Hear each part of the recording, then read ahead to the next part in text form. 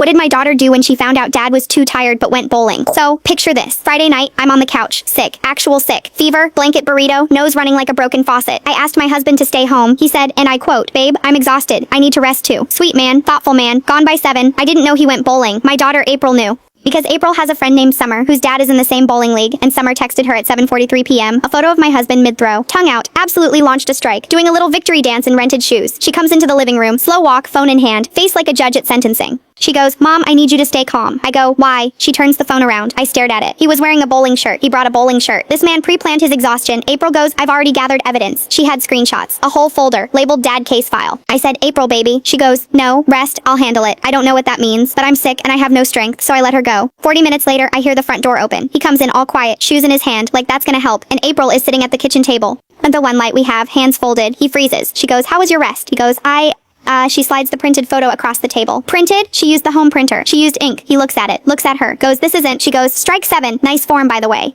He sat down, actually sat down like she told him to without her even saying it. She opens a little notebook. She goes, "I have questions." He goes, "April." She goes, "I'll be asking the questions." She asked him 11 questions. I know, because I was around the corner, wrapped in my blanket, trying not to make noise. Question 4 was, on a scale of 1 to 10, how tired were you? He said, "Pretty tired." She goes, "Then how'd you bowl a 186? He had no answer. There was no answer. God himself could not have answered that. At the end, she closes the notebook, looks him dead in the eye, and goes, "I'll be informing Mom. I already have." He goes, "She knows?" April goes, "She's known for 40 minutes. She's just waiting to see if you'll lie." He walked into the living room. I was laying there. He goes, "Hey, how are you feeling?" I just looked at him.